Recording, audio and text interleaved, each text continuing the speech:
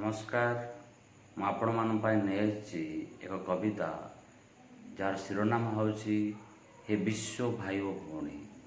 ହେ ବିଶ୍ୱ ଭାଇ ଓ ଭଉଣୀ। ତେବେ ଆସନ୍ତୁ ଶୁଣିବା କବିତା ହେ ବିଶ୍ୱ ଭାଇ ଓ ଭଉଣୀ। ଅଦ୍ଭୁତ ଏ ପୃଥିବୀ ଅଚାନକ ଏହାର ଉତ୍ପତ୍ତି ଅହରହ ଘୁରୁଅଛି ଖଣ୍ଡ ଖଣ୍ଡ ଥାଳି ଉପରେ ଆମର ଜୀବନ ଯାତ୍ରା କେତେବେଳେ ଠପ୍ ହୋଇଯିବ କାହାରିକୁ ଜଣା ନାହିଁ। ଅଦ୍ଭୁତ ଏ ପୃଥିବୀ ଅଚାନକ ଏହାର ଉତ୍ପତ୍ତି ଅହରହ ଘୁରୁଅଛି ଖଣ୍ଡ ଖଣ୍ଡ ଥାଳି ଉପରେ ଆମର ଜୀବନ ଯାତ୍ରା କେତେବେଳେ ଠପ୍ ହୋଇଯିବ କାହାରିକୁ ଜଣା ନାହିଁ। କେତେବେଳେ ଉଲ୍କାପିଣ୍ଡ ଡରାଉଛି ଧରିତ୍ରୀ ବକ୍ଷରେ ପ୍ରହାର କରୁଛି, କେତେବେଳେ ସୁନାମିର ଆକ୍ରମଣ ହଜାର ହଜାର ଜୀବନ ନେଉଛି।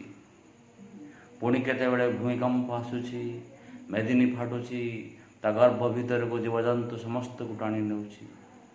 ବିଶ୍ୱ ତାପଣରେ ଅତିଷ୍ଠ ମଣିଷ ଜୀବଜନ୍ତୁ ବିଶ୍ୱରେ ଦେଖାଦେଇଛି ଭୟଙ୍କର ଜଳବାୟୁ ପରିବର୍ତ୍ତନ। ବିଶ୍ୱରେ ଦେଖାଦେଇଛି ଭୟଙ୍କର ଜଳବାୟୁ ପରିବର୍ତ୍ତନ। ଋତୁ ସବୁ ଘୁଞ୍ଚିଗଲାଣି, ଅନିୟମିତ ବର୍ଷା, ଝଡ଼ର ତାଣ୍ଡବ ଲୀଳା, ଘଡ଼ଘଡ଼ି ବଜ୍ରପାତରେ ଟଳି ପଡ଼ୁଛନ୍ତି ନିରୀହ ଜୀବନ। ନଦୀରେ ବନ୍ୟାର ପ୍ଳାବନ ଧୋଇ ଦେଉଛି ଘରବାଡ଼ି ଜୀବନ। ଏସବୁର ବିଷମ ପରିସ୍ଥିତି ମଧ୍ୟରେ ଅତି ଭୟଙ୍କର କରୋନାର ପ୍ରବେଶ।